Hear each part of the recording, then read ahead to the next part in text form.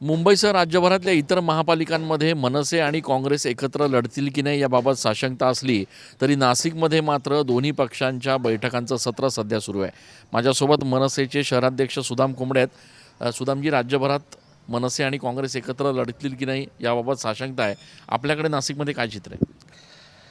खऱ्या अर्थाने नाशिकमध्ये नाशिक महानगरपालिकेची आणि निवडणुकीची धामधूम सुरू आहे आणि आज आमच्या आघाडीच्या बैठका आमच्या चालू आहे.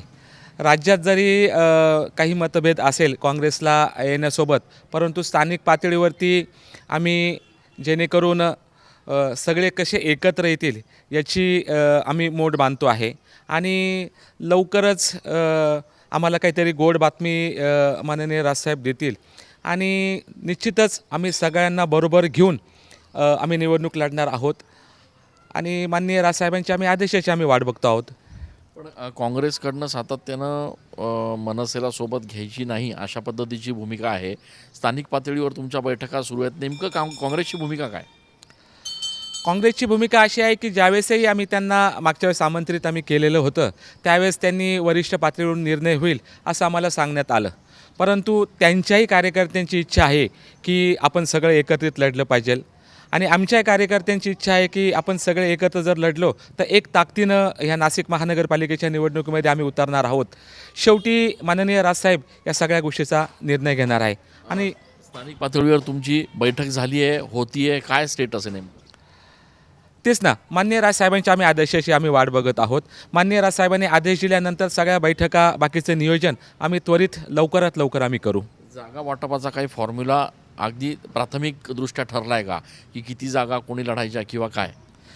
तसं बघितलं तर आमचे मोठे भाऊ माननीय शिवसेना उद्धव बाळासाहेब ठाकरे हे असतील, कारण का आमच्यापेक्षा जास्त जागा असू शकत्या, परंतु आमचेही नगरसेवक 2012 ते 2017 कालखंडामध्ये आमचे 40 नगरसेवक निवडून आलेले होते आणि आमची अशी इच्छा आहे की त्यांच्या खालोखाल आमच्या जागा असाव्या किंबहुना बरोबर असाव्यात अशी आमची अपेक्षा आहे. शेवटी कार्यकर्त्यांना न्याय द्यायचा आहे आणि ही कार्यकर्त्यांची निवडणूक आहे. आपण एकत्र लढण्याची इच्छा जी आहे ती स्थानिक पातळीवर व्यक्त करताय, पण पक्षप्रमुखांच्या कानावर ही गोष्ट घातली आहे का?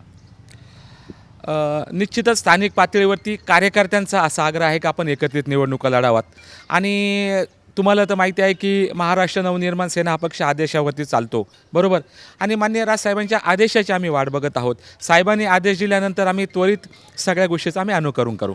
खूप खूप धन्यवाद. आपण बघतोय की या ठिकाणी काँग्रेस आणि मनसे एकत्र निवडणूक लढण्यासाठी इच्छुक आहेत. दोन्ही पक्षाच्या पदाधिकाऱ्यांची कार्यकर्त्यांची तशी इच्छा आहे. बैठकांचं सत्र सध्या या पक्षांमध्ये सुरू आहे. येणाऱ्या काळामध्ये वरिष्ठ नेत्यांकडनं जशा सूचना आणि आदेश येतील त्याप्रमाणे निर्णय घेऊ असं देखील मनसेच्या वतीनं सांगण्यात येत आहे. कॅमेरा पर्सन आकाश येवलेसह मी चंदन पूजाधिकारी, TV9 मराठी.